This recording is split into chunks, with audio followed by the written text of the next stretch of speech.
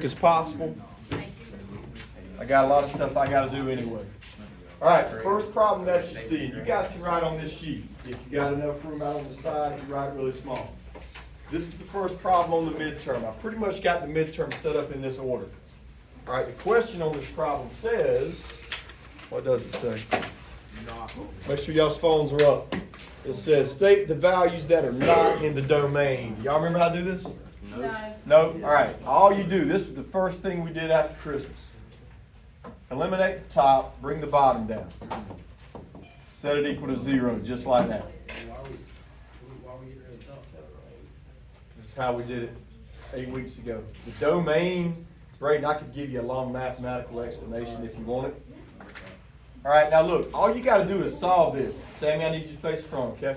All you got to do is solve this. You guys can do quadratic formula if you want to. The fastest way on this is to factor. Do it like this because look, this is what they got in common. Bring it out front. Now, if you don't like doing it this way and you'd rather do quadratic formula, go ahead. Now let's divide it. 4 divided by 4 is just 1x. 8 divided by 4 is minus 2. All right, you get your first answer from this one. 4x equals 0. You divide, first answer is 0. Second answer, you just move minus 2 over and that would be positive 2. So, which numbers in the domain, or which numbers are not in the domain? Is that that's how it's written? 0 and 2 are not in the domain. All right, and that's going to be the first problem on your midterm. Is that where you write it? Yeah, I'm not making you do all that extra. You can leave it like that. It's multiple choice. It's going to be one problem like that? One problem like that. First one on the midterm. You good? All right, second problem is really easy. Look at it on your paper. It says find f of 3. Anybody got a suggestion how we can do that one? Just plug it in your calculator.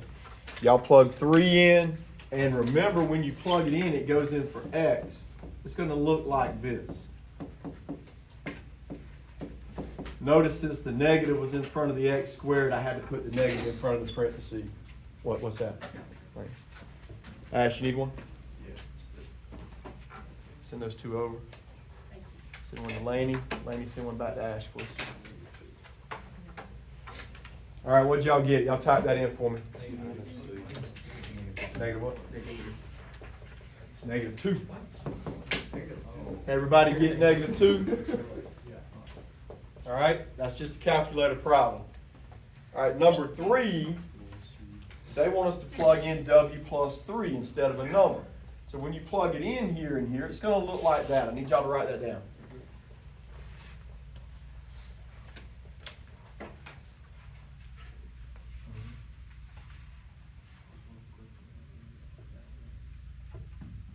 You could use the calculator? Could? All right, so if you guys remember the first step on this one, if it's squared, y'all have to write it twice. Y'all remember that? And then you got to full it out. W plus 3 times W plus 3.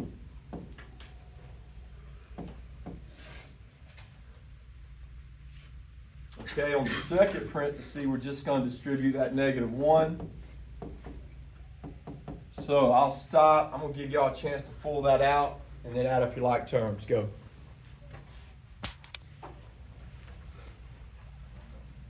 All right, so remember when you full it out, W times W is W squared, 3W plus 9.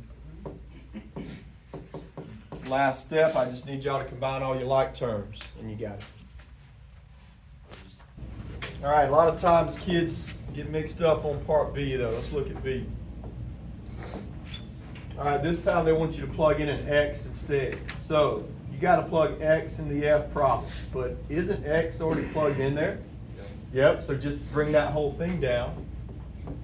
Write it down and make sure to put parentheses around it like that. Because you couldn't change anything. They want you to plug in X and it was already there.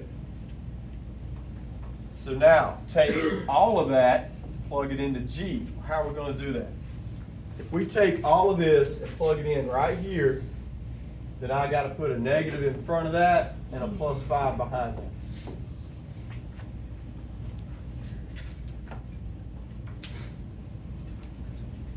right, write it down. Now, what's the order? How do I simplify it? What do I do first? Good. Distribute your negative first. Let's do that. So it's negative x squared minus 3x minus 5. Whoops, negative times a negative makes that positive 5. My bad. All right, what's the last step? If y'all see any like terms, you can combine them. Do y'all see any? 5 and 5, add them up. That'll give you plus 10. So you leave the negative in front of the x squared? You can. We're not factoring that out or doing quadratic or anything. All right, let's go to number 5. All right, here's 5. The question is, they want us to find f of 3 first and g of 4, and then add them together. So anybody got a suggestion? How do I do this one? It's pretty much just a calculator problem. Take a calculator, plug 3 into the f problem. Tell me what you get. I'm gonna let y'all do this. Plug 3. Tell me what you get. Nipper says you get 6. All right, now they want you to plug 4 into the G problem. I can do that one. 4 minus 2 is 2. Final answer is 8. I think that's pretty easy.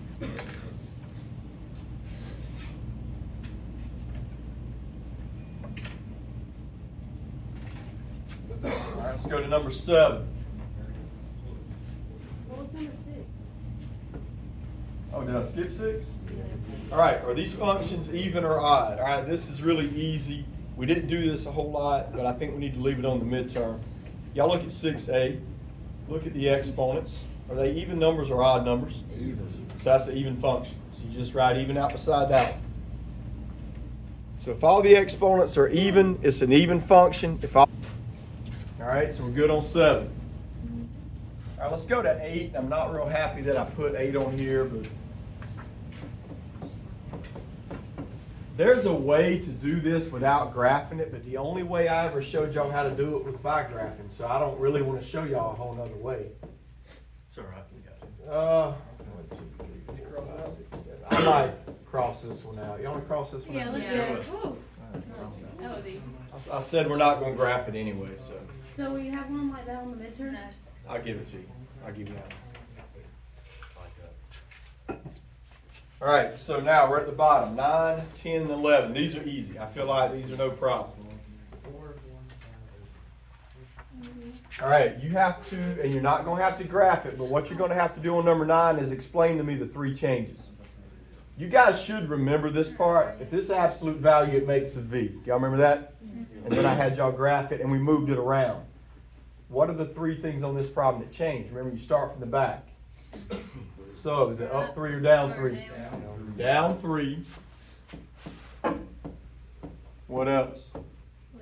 Left 4. Remember, guys, if it's inside brackets or parentheses, you got to flip the sign first. That makes it -4, so it's left 4. And a flip. It might be written down as reflection on the test. I can't remember. Flip and reflection, same thing. That's all you're going to have to do on those 3. All right? Next one. Start from the back. Go ahead. Down 6. What else? Right 2. Now, do y'all remember the stretch or compress stuff? If it's got a fraction like on number 11, you squish it. You compress it and it gets fat. If it's a regular integer, just a number, that's when you stretch it back out and it gets skinny. So, this one is a stretch.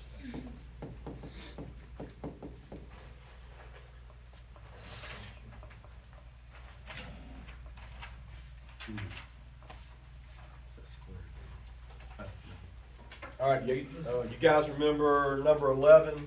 Yeah, okay. Y'all remember what kind of shape it is when it's got x squared? Is it shape? Parabola? A Is that U? gonna be on the? No, that's not, but we should know it.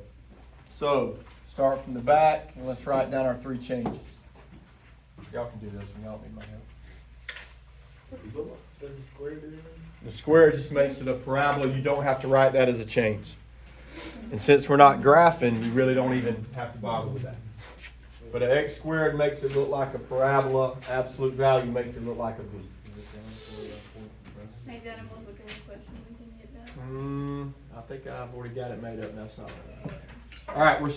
12. We skipped the whole section on inverses, so mark 12 out. That's not on the midterm.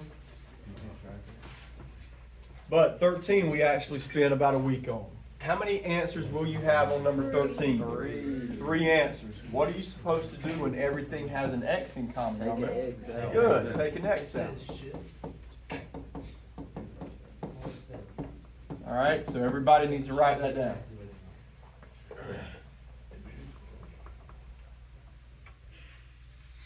Anybody remember what the first answer is going to be for this X out in front? 0. X equals 0 is your first answer. How do we find the remaining answers? Do quadratic formula with those three numbers. Go. Remember how we did it? You make the box and bring down 1, -5, -1, and +5. It's called synthetic division. This is the only way I showed y'all how to do it. Does anybody remember what number we try in the box first? 1. You try +1. What if it doesn't work? Then you try -1. What if it doesn't work? You go up to 2 and -2 till you find one that works. Now, most of the time, I make sure either +1 or -1 works. So let's try +1. Let's see if it works. Does anybody remember how we started? Yeah, you bring down whatever the first number is, you bring it all the way down, so you'll have something down here to times by. 1 times 1 is 1, add them up, it's -4. Yep, keep going, add them up, it's -5. All right, this one did work. That means 1 is my first answer. How are we going to find the second and the third answer? Quadratic formula with those three numbers. All right, do that.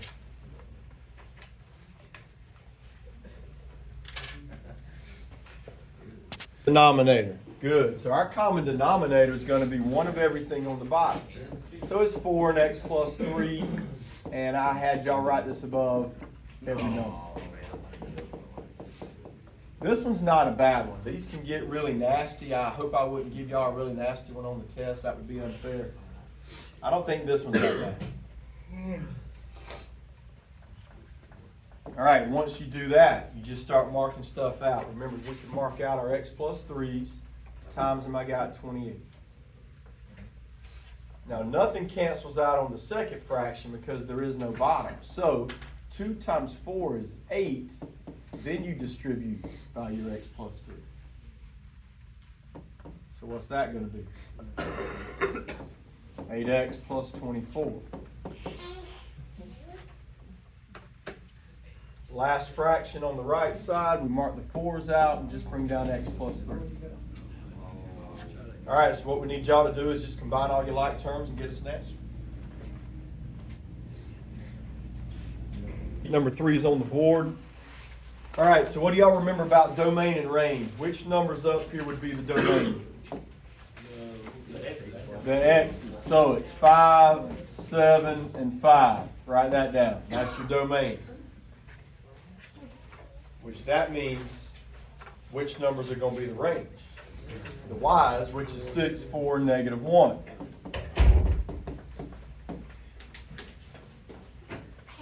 Now, would this one be a function, yes or no? No. How come?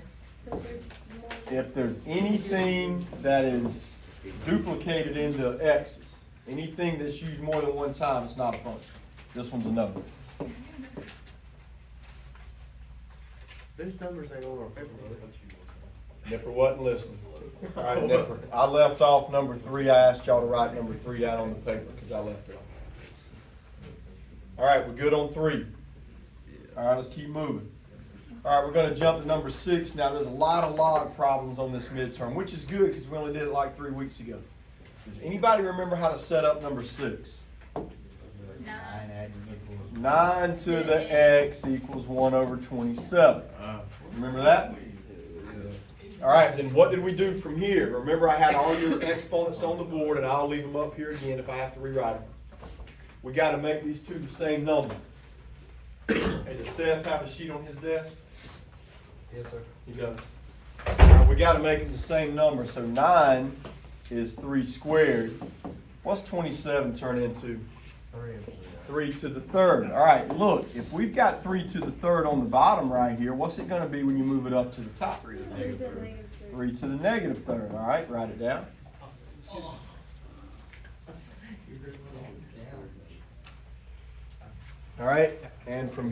know, you mark the 3's out and solve that. That's going to be x equals negative 3 over 2. Is that answer down there? Are these multiple choice? Okay. All right, so since we just did number 6, it's one of these type log problems. Flip it over. We're going to go ahead and do the whole back, which is just all log problems. You got one sheet on your midterm that looks just like this, like eight log problems.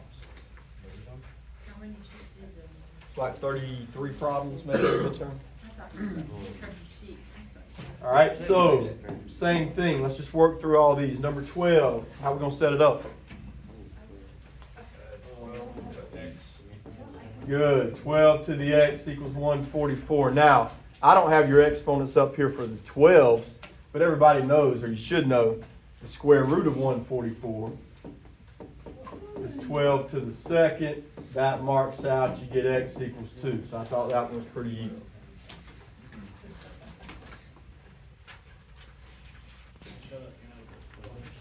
All right, let's go to 14. Y'all got 4 to the x equals 0.0625.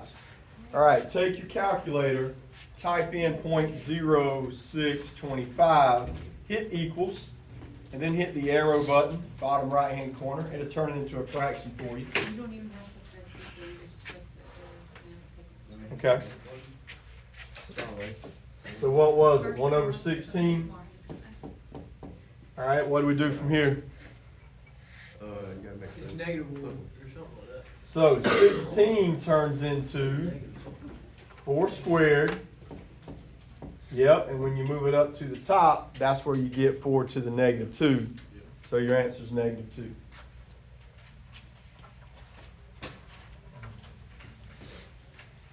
All right, try 15.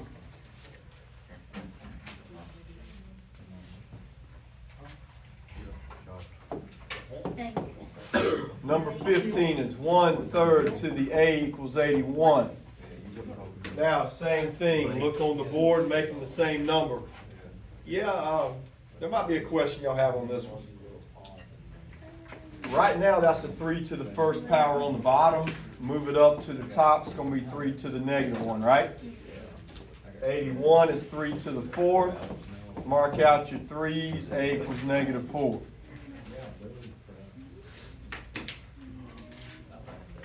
All right, let's look at 16. Y'all got 5 to the x equals root 5. Now, we just kind of went over this on that other page.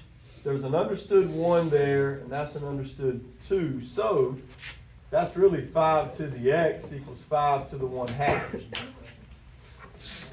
All right, Logan, make sure we're watching. Mark your 5's out, answer's 1/2.